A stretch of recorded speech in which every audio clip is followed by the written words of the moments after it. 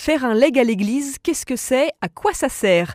Tout au long de cette semaine, RCF Sarthe vous propose une mini-série d'interviews afin de comprendre cette démarche mise en avant dans le diocèse du Mans. Avec nous aujourd'hui Bruno Delabarthe, économe diocésain, bonjour. Bonjour Agnès. Et nous sommes également avec Émilie Longchambon, référente legs pour le diocèse. Bonjour Agnès. Quels sont les usages concrets des legs pour l'Église aujourd'hui en 2024 ? Alors comme on a vu lors de notre premier échange, il y a différents types de biens qui peuvent être légués. Ça peut être des biens immobiliers ou ça peut être aussi des dons en numéraire, enfin des dons venant de comptes d'épargne.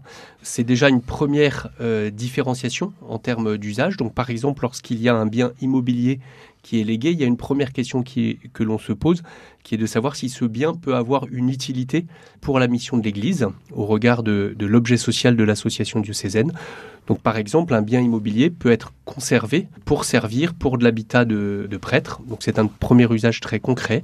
Si en revanche, il n'y a pas d'usage qui soit conforme en fait à l'objet de l'association diocésaine, dans ces cas-là, sera engagée en fait une vente, une cession de ce bien immobilier. Et alors, le produit de la vente peut avoir un usage qui sera extrêmement diversifié pour la mission de l'Église, mission qui est très large. Enfin, nous avons des exemples récents de biens qui, ayant été reçus dans le cadre d'un legs, grâce à la cession de ce bien, ont permis de réaliser des travaux qui ont été réalisés dans des presbytères ou dans des églises qui étaient propriété du diocèse. Alors l'Église n'est pas, je dirais, le seul organe, le seul organisme qui a besoin à la fois de ressources immobilières, mobilières, financières.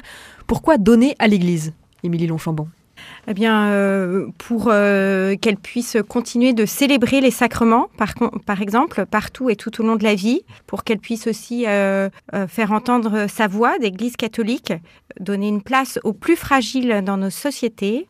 Comme le disait Bruno tout à l'heure, entretenir les églises et puis les locaux paroissiaux, accompagner, former les séminaristes et les prêtres jusqu'à la fin de leur vie, et puis également pour enseigner, transmettre la foi aux enfants, aux jeunes comme aux adultes.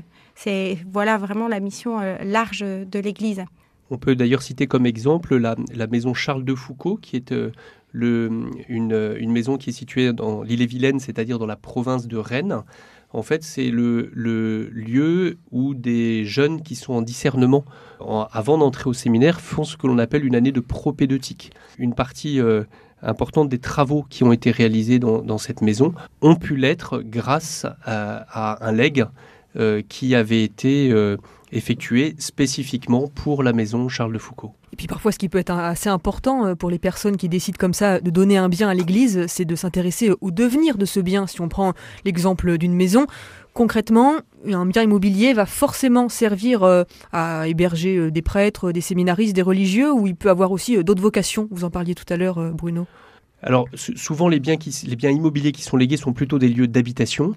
Il y a à ce moment-là du sens si cela peut permettre de répondre à un besoin en termes d'habitat. D'ailleurs, nous avons toujours actuellement sur le Mans plusieurs appartements qui ont été conservés suite à des legs et qui servent encore aujourd'hui pour de l'habitat de prêtres aînés qui, une fois atteint les 75 ans, le départ à la retraite pour les prêtres est plus tard. Et donc l'avantage, c'est que ce sont des appartements qui, lorsqu'ils sont bien équipés, accessibles, permettent effectivement de proposer un logement autonome en dehors des presbytères pour ces prêtres aînés. Nous avons encore aujourd'hui donc 4 appartements de ce type sur la ville du Mans. Nous avons également des logements qui ont été reçus dans le cadre de legs et que l'on peut mettre à disposition dans le cadre de conventions avec des associations du secteur social qui hébergent des jeunes ou des personnes en difficulté, des associations comme les Apprentis d'Auteuil et qui dans le cadre d'un accord avec le diocèse, peuvent héberger des personnes jeunes ou moins jeunes en insertion dans ces appartements. Merci Bruno Delabarthe, vous êtes, je le rappelle, économe diocésain. Émilie Longchambon, référente legs pour le diocèse. On vous retrouve demain pour un 3e épisode consacré cette fois aux modalités financières du legs. Et puis, on rappelle que 2 réunions d'information sont prévues sur ce sujet. Rendez-vous le mardi 16 avril à 14h30 à la Maison Saint-Julien au Mans ou sinon le jeudi 16 mai à 14h30 au presbytère de la Flèche.